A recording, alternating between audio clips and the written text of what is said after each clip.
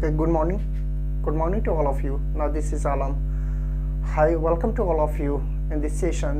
This is a very special session for all of you that I'm going to teach to all of you the article of the fundamental rights. That which article is important for all of you. I meant to say that earlier I taught to all of you about the fundamental rights and features of the fundamental rights.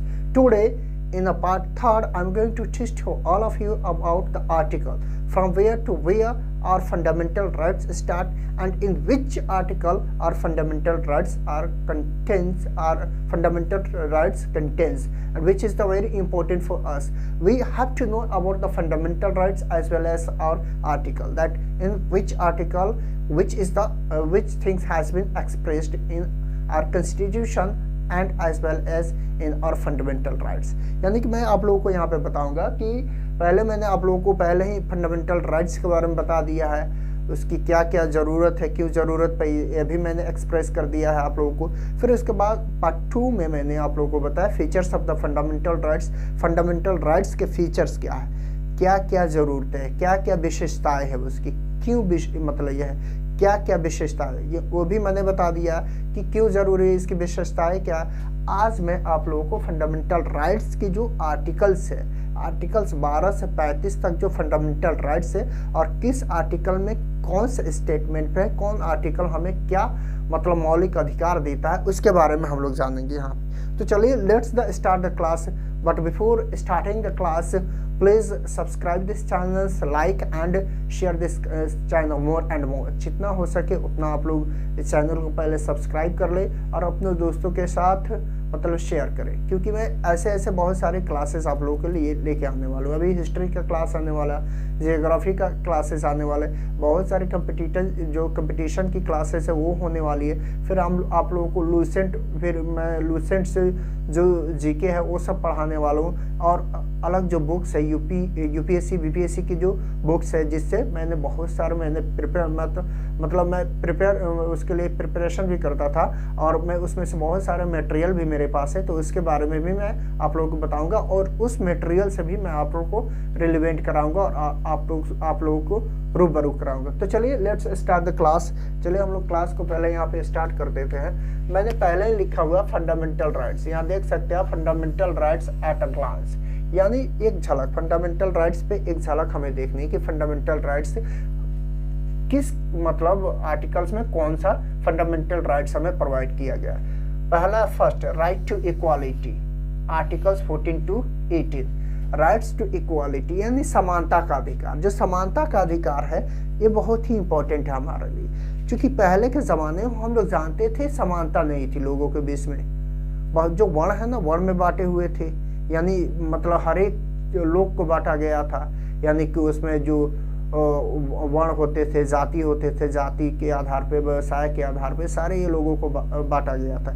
यानी कि पहले जो थे, यानी जो ये होते थे उन्हें मतलब उच्च कोटि का बताया गया था। फिर उसके बाद से क्षत्रिय हुए, वैश्य हुए, फिर शूद्र हुए, और सबसे निम्न कोटि के लोग शूद्र थे। तो उनमें इक्वालिटी नहीं थी। ऐसा भी आप लोग जानते होंगे कि पहले के ज़माने में शूद्र या निम्न जाति के जो लोग हैं उन्हें लोगों के सामने स्लीपर पहन कर जाने की अधिकार नहीं था, जाने का अधिकार नहीं था। Even they didn't have the right to even they didn't have right to go with lots of the with having wearing good clothes, यानी उनको अच्छे कपड़े भी पहन कर नहीं जाना होता था। Even they are not allowed to take the water from the well where the उच्च कोटि, जो उच्च कोटि के लोग जो थे, जो हाई प्रोफाइल के लोग जो थे, जो जहाँ से पानी वो लोग लेते थे, वहाँ से भी पानी पीने का उनको अधिकार नहीं दिया गया था। इवन वो लोग जाते थे, जिस रास्ते से जाते थे तो उनके पीछे एक मतलब बड़ा सा यहाँ लगा हुआ रहता था कमर पे, ताकि उनके कदमों का निशान मिटते जाए। इवन बहुत सारे बुक्स में ये भी मतलब बताया गया कि वर्ण व्यवस्था जो थी ये बहुत मतलब थी अच्छी नहीं थी। ये वर्ण व्यवस्था तो जो थी वो इक्वालिटी हमें नहीं देती थी, वो काफ़ी डिफ्रेंशिएट, काफ़ी लोगों को बांट के रखी हुई थी, यानी अलग अलग कास्ट, अलग अलग धर्म, जिस धर्म में आप नीचे है तो नीचे रहिए, आपको कोई समानता नहीं थी। लेकिन आज जब हमारी कॉन्स्टिट्यूशन बन गई तो हमें समानता का अधिकार कॉन्स्टिट्यूशन ने दिया। बी आर अम्बेडकर के बारे में कल 14 जो अप्रैल था, it was the birth anniversary of the B R Ambedkar, और मैं इस पे एक वीडियो बनाने वाला था, लेकिन due to some reasons I was unable to create a video on the B.R. Ambedkar, but very soon I will bring a video, a class on the B.R. Ambedkar, because he is the great man, great leader, great politicians, great philosopher। वो बहुत ही महान व्यक्तित्व के धनी इंसान थे, तो उनके बारे में हमें जानना ही चाहिए। उन्हीं की वजह से जो फंडामेंटल राइट्स जो इक्वालिटी है, यानी राइट टू इक्वालिटी है, वो आज हमें मिली हुई है। Right to equality article 14 to 18, यानी 14 से 18 के बीच में। अब इसमें है क्या क्या दिया हुआ, चलिए हम लोग देखते हैं। कंसिस्ट, ये बना किसी से, कंसिस्ट मतलब बना हुआ किसी से। पहले है equality before law and equal protections of law, equality before law and equal protections of law, equality before law and equal protections of law। it means that सारे लोग, जितने भी लोग हैं, कानून के सामने, कानून के समक्ष उनकी जो मतलब कानून के सामने जो होंगे वो समान होंगे। कोई उनमें डिफरेंशिएट नहीं किया जाएगा, कोई भेदभाव नहीं किया जाएगा, कोई अंतर नहीं किया जाएगा, और सबको एक समान कानूनी अधिकार दिया जाएगा सुरक्षा का, जो आर्टिकल 14 में बताया गया है। किसमें बताया गया है? आर्टिकल 14 में बताया गया है। क्या? Equality before law and equal protections of law, article 14 के अनुसार। फिर यहाँ पे prohibition of discrimination on grounds of religion, race, caste, sex और प्लेस ऑफ बर्थ, यानी prohibition of discrimination on grounds of, यानी कि भेदभाव करना किस बेस पे? रिलीजन के बेस पे, रेस के बेस पे, कास्ट के बेस पे, जाति के बेस पे, सेक्स के बेस पे, मतलब कि लिंग के बेस पे, प्लेस ऑफ बर्थ यानी जन्म स्थान के बेस पे किसी के साथ भी भेदभाव करना यह निषेध है, यानी इस प्रतिबंधित है, यह निषेध है, इसको नहीं अलाउ किया गया। किस आर्टिकल के अनुसार? आर्टिकल 15, आर्टिकल 15 के अनुसार prohibition of discrimination on grounds of religions, यानी जाति के नाम पे, धर्म के नाम पे, कास्ट के नाम पे, लिंग के नाम पे, जन्म स्थान के नाम पे किसी के साथ भेदभाव नहीं किया जा सकते। यह मतलब निषेध है, इसको रोक दिया गया है। ये अधिकार किसने दिया है? हमें फंडामेंटल राइट्स और कॉन्स्टिट्यूशन के द्वारा दिया गया है। फिर यहाँ पे है equality of opportunity in matters of public employment, यानी इक्वालिटी ऑफ अपॉर्चुनिटी, यानी पब्लिक एम्प्लॉयमेंट, पब्लिक की जो रोजगार, यानी सरकार के द्वारा जो रोजगार आएगी उसमें सारे लोग समान होंगे, किसी में भेदभाव नहीं होगा, सारे लोगों को एक समान मौका दिया जाएगा कि एक समान आए। इसी की वजह से जो हमारे एग्जाम्स कंपटीशन एग्जाम्स हो रही है, इसी बेस पे हो रही है कि सारे लोग समान हैं। वो अलग बात है कि कुछ को मतलब रिजर्व दिया गया, रिजर्वेशन दिया गया, उसके बारे में हम लोग बाद में बात करेंगे। लेकिन ये आर्टिकल जो है 15 है, आर्टिकल 15 के अनुसार जितने भी रोजगार है जो गवर्नमेंट के द्वारा एम्प्लॉयमेंट लाई जाती है, उसमें सारे लोगों को एक समान मौका दिया जाएगा। आर्टिकल 16 के अनुसार। फिर है abolition of untouchability, abolition of untouchability. Untouchability मतलब जो होता है जिसके साथ भेदभाव ना हो, यानी अनटचेबिलिटी वैसे लोग होते हैं जो टचेबल नहीं होते, जिनसे मतलब अस्पृश्यता। अनटचेबिलिटी यहाँ पे अस्पृश्यता, अस्पृश्यता, अबोलिशन ऑफ अस्पृश्यता, एबोलिशन ऑफ अनटचेबिलिटी, यानी अस्पृश्यता को खत्म किया जाएगा यहाँ पे, and prohibition of its practices, और इसके साथ जो मतलब प्रैक्टिस में लाया जाता है, ये जो व्यवहार में किया जाता है, उससे किसी भी हाल में निषेध किया जाएगा, बंद किया जाएगा किसी भी हाल में। ये आर्टिकल 17 के अनुसार। और ये आर्टिकल जो 17 है ये काफ़ी इम्पोर्टेंट है, हमेशा पूछा जाता है। बहुत सारे कंपटीशन एग्जामिनेशंस जो है, जैसे कि ये जो सिविल सर्विस के एग्ज़ाम्स है, या PCS के एग्ज़ाम्स है, या रेलवे के एग्ज़ाम्स है, मतलब इन सारे एसएससी के एग्ज़ाम्स है, उसमें हमेशा ये पूछा गया कि अस्पृश्यता का निषेध किस आर्टिकल में बताया गया है? तो याद रखिए आर्टिकल कौन सा है अस्पृश्यता का निषेध? आर्टिकल 17, आर्टिकल 17 में बताया गया। फिर है यहाँ पे abolition of title except military and academic. Abolition of title यानी अबोलिशन कोई भी टाइटल्स है उसको आप खत्म कर रहे हैं, एक्सेप्ट किसको छोड़ के मिलिट्री और एकेडमिक जो है, मिलिट्री और एकेडमिक को छोड़ के कोई भी टाइटल्स किसी जिसका है उसको खत्म कर रहा है, तो ये निषेध है। अबोलिशन ऑफ टाइटल यानी अबोलिशन खत्म करना ये निषेध है आर्टिकल 18 के अनुसार। किसके अनुसार? आर्टिकल 18 के अनुसार। फिर यहाँ पे आते हैं नेक्स्ट, हम लोग देखते हैं नेक्स्ट जो हमारे हैं right to freedom. Right to freedom ये बहुत ही इंपॉर्टेंट है, ये भी वहाँ पे आर्टिकल 17 इंपॉर्टेंट है बहुत ही। आर्टिकल फिर इसमें सारी चीज़ें इंपॉर्टेंट है, तो ये जितना भी मैं पढ़ा रहा हूँ इसको रट जाइए, बिल्कुल आप लोग रट जाइए कि क्या है। फिर है rights to freedom. Rights to freedom यानी स्वतंत्रता का अधिकार, आर्टिकल 19 to 22।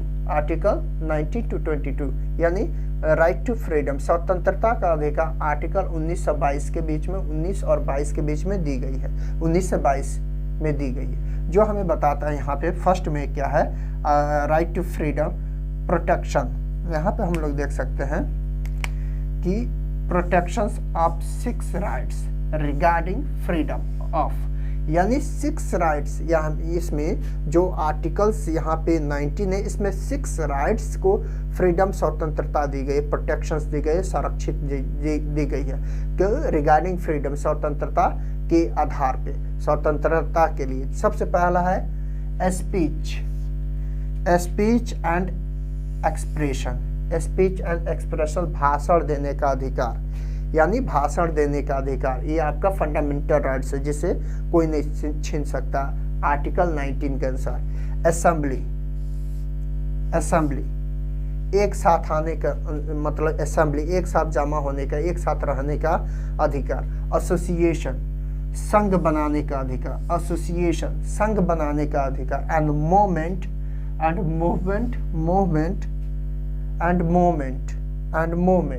और एसोसिएशन मूवमेंट मतलब क्रांति करने का अधिकार। अगर आपका फंडामेंटल राइट्स वायलेट हो रहा है या आपके साथ शोषण हो रहा है या कोई भी चीज़ ऐसा हो रहा है जो सही नहीं है, जो कॉन्स्टिट्यूशन के विरोध में है, तो आप मूवमेंट कर सकते हैं, वहाँ आप रेगुलेशन मतलब कर सकते हैं, आप वहाँ आवाज़ अपना उठा सकते हैं। फिर रेजिडेंस रहने का अधिकार, आपको भारत में कहीं भी किसी भी राज्य में आप जाके बस सकते हैं, रह सकते हैं, वहाँ आपको कोई वहाँ से निकाल नहीं सकता। फिर है एंड प्रोफेशन, और प्रोफेशन पेशा के आधार पर, और प्रोफेशन पेशा के आधार पर, ये सारे के सारे बहुत ही इंपॉर्टेंट है आर्टिकल 19। आर्टिकल 19 ये हमेशा पूछा भी जाता है कि प्रेस की स्वतंत्रता किस आर्टिकल में दी गई है। प्रेस की स्वतंत्रता फंडामेंटल राइट्स के या मौलिक अधिकार के किस आर्टिकल में है? तो आर्टिकल 19, आर्टिकल 19 में है। ये बहुत ही इंपॉर्टेंट है, ये बहुत ही इंपॉर्टेंट है। चलिए फिर आगे, तो आगे हम लोग देखते हैं इसमें फंडामेंटल राइट्स हम लोग देख रहे थे कि फंडामेंटल राइट्स में क्या। अब मैंने आप लोगों को 2 राइट्स वहाँ पे पहले एक राइट्स बताया था, एक राइट्स में सेकेंड कंप्लीट कर दिया था, 14 से 18 तक मैंने बता दिया था कि कौन कौन आर्टिकल्स किस आर्टिकल्स में क्या दिया गया हमें। अब मैंने इसमें फिर पिछले अभी मैंने जस्ट बताया था कि राइट टू फ्रीडम आर्टिकल 90 से 22 तक है, यानी 19 से 20 तक है, यानी स्वतंत्रता का अधिकार जो है वो आर्टिकल 19 से 22 के बीच में दिया है, 19 से 22 के बीच में दिया स्वतंत्रता का अधिकार। तो मैंने इसमें सबसे पहले आपको आर्टिकल 19 जो है उसको एक्सप्लेन कर दिया है पहले ही। अब हम लोग देखते हैं ये में जो आर्टिकल 19 है उसमें 6 जो राइट्स है उसके बारे में दिया हुआ है। अब भी है यहाँ पे protections in respect of conventions for offences, protections in respect of conventions for offences, यानी किसी भी तरह के क्राइम कोई करता है, किसी भी तरह के कोई क्राइम करता है, तो क्राइम करने के बाद उसे ये संरक्षण, उसके संबंध में ये संरक्षण प्रदान करता है कि पुलिस उसे क्या करे कि पुलिस जो है वो ऑन द स्पॉट उसका फैसला नहीं कर सकती है। पुलिस उसको अरेस्ट करके उसको लेके जाना है और विदिन 24 आवर्स उसको जो है उसको कोर्ट के सामने या जो उसको कोर्ट के सामने ले जाकर उसको प्रोड्यूस करना है, उसको मजिस्ट्रेट के सामने उसको प्रोड्यूस करना है। कितने दिन? Within 24 hours police has to produce that criminal before the magistrate. Magistrate के सामने उसको 24 घंटे के अंदर में मतलब प्रस्तुत करना है। यहाँ पे जो है ये जो आर्टिकल 21 है, आर्टिकल 21 बहुत ही इंपॉर्टेंट है।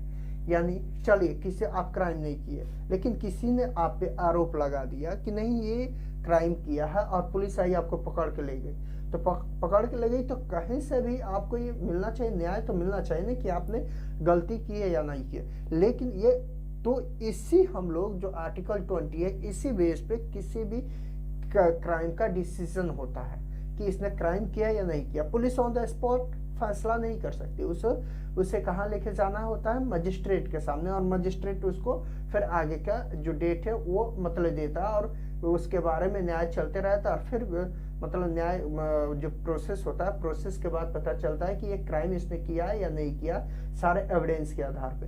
फिर यहाँ पे है प्रोटेक्शन ऑफ लाइफ। यहाँ पे हम लोग देख सकते हैं ये बहुत ही भी इम्पोर्टेंट है, protection of life and personal liberties. Protection of life यानी जीवन का संरक्षण, और पर्सनल लिबर्टी यानी आपकी व्यक्तिगत जो स्वतंत्रता है उसको संरक्षण प्रदान करता है। यानी जीवन के और पर्सनल जो स्वतंत्रता है उसको यह संरक्षण प्रदान करता है। आर्टिकल 21 सारे के सारे फंडामेंटल राइट्स को मतलब रिपील किया जा सकता है कुछ क्षणों के लिए, यानी कोई मतलब एक्सटर्नल जो एग्रेशन हो उस पे, या जो बाहरी आक्रमण हो, दूसरे देशों का आक्रमण हो, उस आधार पे ये सारे राइट को खारिज किया जा सकता है कुछ समय के लिए। बट आर्टिकल 20 और आर्टिकल 21 को खारिज नहीं किया जा सकता। ये हर हाल में नागरिक के पास रहता है। आर्टिकल 20 और आर्टिकल 21। आर्टिकल 21 में ही आता है फिर राइट टू एलिमेंट्री एजुकेशन, यानी प्राथमिक जो होता है प्राथमिक शिक्षा का अधिकार। प्राथमिक शिक्षा जो एलिमेंट्री एजुकेशन होता है, प्राथमिक शिक्षा का अधिकार है, right to elementary education. Article 21A, ये आर्टिकल 21A है, इसको रिपील किया जा सकता है। बट किसी भी परिस्थिति में, कोई भी विषम से विषम परिस्थिति हो, उस परिस्थिति में in that circumstances, in a complex circumstances, Article 20 और Article 21 cannot be repealed somehow or the other, किसी भी तरह। आर्टिकल 21 है राइट टू एलिमेंट्री एजुकेशन है, ये आर्टिकल 21A में दिया हुआ है। फिर है यहाँ पे protections against arrest and detentions in certain cases, यानी protections against arrest and detention in certain cases, यानी कोई निश्चित केस है, किसी प्रकार का केस है, उसमें जो होता है पुलिस फौरन आपके जो पुलिस होती है फौरन आके आपको अरेस्ट नहीं कर सकती है, आपको डिटेन नहीं कर सकती है, कहीं कैद नहीं कर सकती है। सबसे पहले उसको छानबीन करना होता है, छानबीन करने के बाद ही आपको फिर वो अरेस्ट करेगी। इसी आधार पे ये आर्टिकल 22 है। आर्टिकल 22 बहुत ही इंपॉर्टेंट है ये भी। फिर अब हम लोग नेक्स्ट में आते हैं right against exploitation. Right against exploitation यानी शोषण के विरुद्ध अधिकार। शोषण के विरुद्ध अधिकार जो है वो आर्टिकल 23 और 24 में दिया हुआ है। किसमें? आर्टिकल 23 और 24 में दिया हुआ है शोषण के विरुद्ध अधिकार। फिर है prohibition of traffic in human beings and forced labor, यानी prohibition of traffic in human beings and forced labor, यानी मानव तस्करी। जो मानव तस्करी है उसको प्रतिबंधित किया गया, यहाँ पे निषेध किया गया। और फोर्स्ड लेबर, किसी से जबरन आप काम नहीं करवा सकते हैं, मजदूरी नहीं करवा सकते किसी से भी जबरन। यह है आर्टिकल 23। आर्टिकल 23 के अनुसार मानव तस्करी बैन है, मानव तस्करी निषेध है, मानव तस्करी को प्रतिबंधित किया गया हमारे कॉन्स्टिट्यूशन में जो है फंडामेंटल राइट्स में। और फोर्स्ड लेबर यानी जबरन जो है मजदूरी कराना, आर्टिकल 23 के अनुसार ये गैर कानूनी है। फिर हम लोग देखते हैं बी में prohibition of employment of children in factories, यानी जितने भी बच्चे हैं 18 वर्ष से कम के जो बच्चे होते हैं, 18 वर्ष से कम के उम्र के बच्चे होते हैं, उनको फैक्ट्री में काम करना प्रतिबंधित है, गैर कानूनी है। किसी भी फैक्ट्री में काम करना उनके लिए गैर कानूनी है। यह है आर्टिकल 24 के अनुसार। इसीलिए आर्टिकल 24 के अनुसार पुलिस जो है हमेशा देखती रहती है कि कोई बच्चा किसी फैक्ट्रीज में जो 18 वर्ष से कम का वो काम तो नहीं कर रहा। फिर अब यहाँ पे फोर्थ में देखते हैं right to freedom of religion. Right to freedom of religion यानी धर्म का स्वतंत्रता, यानी धर्म की स्वतंत्रता। आप कोई भी धर्म मान सकते हैं, इसमें कोई आपको मतलब आके आपको दबा नहीं सकता है, आप पे फोर्स नहीं बना सकता है, आप पे मतलब दबाव नहीं बना सकता है, नहीं आपको यही धर्म को मानना है, नहीं। Right to freedom of religion, किसी भी मतलब रिलीजन धर्म को मानने के लिए आप स्वतंत्र है। ये आर्टिकल 25 टू 28 में दिया गया। कहाँ से दिया गया? आर्टिकल 25 टू 28 में दिया गया। अब देखते हैं इसमें, यहाँ तो हो गया। अब 25 से 28 में आर्टिकल जो freedom of conscience, freedom of conscience सोचने की क्षमता, चेतन की क्षमता, एंड फ्री प्रोफेशन, कोई भी प्रोफेशन हो, कोई भी काम हो, किसी भी काम में आप लिप्त हो, डजंट मैटर, वो आपके ऊपर डिपेंड करता है। आप किसी भी काम में आप कंसाइंस कर सकते हैं, सोच सकते हैं, चेतन कर सकते हैं किसी भी चीज के लिए। प्रैक्टिस एंड प्रोपगेशन, आप किसी भी धर्म का प्रैक्टिस कर सकते हैं, यानी किसी भी धर्म को मान सकते हैं और उसका प्रचार प्रसार कर सकते हैं, किसी भी धर्म का। Freedom of conscience and free profession, practice and propagation of religion, आप किसी भी धर्म को मान सकते हैं, किसी भी धर्म को आप वो मतलब उसको फॉलो कर सकते हैं, उसका प्रचार प्रसार कर सकते हैं, उसको मान सकते हैं। इसके लिए कोई आप पे दबाव नहीं है, कोई किसी प्रकार का दबाव नहीं दे सकता। आर्टिकल 25 के अनुसार अगर कोई दबाव देता है आपको दूसरे धर्म और धर्म को मानने के लिए, तो आर्टिकल 25 के अनुसार वह गैर कानूनी है, वह गैर कानूनी काम कर रहा है। फिर है यहाँ पे freedom to manage religious affairs, यानी freedom to manage religious affairs, यानी रिलीजियस अफेयर्स से जितने रिलेटेड जो चीज होता है मैनेज करना, उसको निर्मित मतलब मैनेज करना, उसको हर एक मतलब मैनेज काम करना, उससे रिलेटेड, यानी प्रचार प्रसार करना है या मतलब उसके बारे में किसी से मिलना, मैनेज करना, यानी उसको मैनेज कैसे किया जाएगा, वहाँ पे क्या चीज़ है, कैसे उसको मैनेज किया जाए, चाहे पैसा हो चाहे क्या हो, इसके लिए आप बिल्कुल स्वतंत्र थे। इस पे कोई आपका किसी का दबाव नहीं रहेगा आर्टिकल 26 के अनुसार। फिर आइए सी में है, सी में freedom from payment of taxes, यानी किसी भी कर, कोई भी कर किसी भी धर्म पे नहीं लगाया गया, कोई भी कर किसी भी धर्म पे नहीं लगाया। सारे जितने भी धर्म है वो करलेस है, यानी टैक्सलेस है, वो उस पर किसी प्रकार का कर नहीं लगाया है। क्यों? For promotion of any religion, यानी कोई भी मतलब किसी भी रिलीजन को प्रमोशन हो रहा है, उसका प्रचार प्रसार हो रहा है, उसकी वार्तालाप हो रही है समाज में जाके, वो मतलब बात कर रहे हैं, तो इसके लिए या किसी से बात कर, इसके लिए कोई टैक्स किसी पे किसी भी धर्म पे नहीं लगाया गया आर्टिकल 27 के अनुसार। फिर यहाँ पे हम लोग देखते हैं freedom from attending religious instructions, यानी किसी भी तरह का इंस्ट्रक्शंस जो होता है, निर्देश, दिशा निर्देश जो होता है, उसको मानने के लिए और वर्शिप और पूजा करने के लिए इन सर्टेन एजुकेशनल इंस्टीट्यूशंस। आप फ्री है किसी भी इंस्टीट्यूशन में, किसी भी जो एजुकेशनल इंस्टीट्यूशंस होता है आप वहाँ पढ़ा सकते हैं। कोई भी मतलब जो रिलीजियस है, अटेंडिंग क्लास है, उसको आप मतलब जो पढ़ाया जा रहा है उसको आप पढ़े या ना पढ़े, उसके लिए कोई आप पे फोर्स नहीं कर सकता है, किसी भी धर्म का, किसी भी मतलब धर्म या जाति का, उसके लिए किसी पे भी फोर्स नहीं किया जाएगा कि ये मतलब आपको ये किताब पढ़ना है, चाहे भागवत गीता, चाहे कुरान, चाहे रामायण, इस तरह के जो पुस्तक है या बाइबल आपको पढ़ना है। इसके लिए कोई आपको किसी भी प्रकार का आप पे दबाव नहीं बना सकता एजुकेशनल इंस्टीट्यूशंस, ये आर्टिकल 28 के अनुसार है। तो चलिए फिर आगे देखते हैं हम लोग कि आगे वाला जो आर्टिकल्स है उसमें क्या। ओके, फिर आगे देखते हैं हम लोग कि जो 5 नंबर है, जो 5 नंबर दिया गया वो cultural and educational rights, cultural and educational rights article 29 और 30 में दिया गया। क्या दिया गया? Cultural and educational rights article 29 और 30 में दिया गया।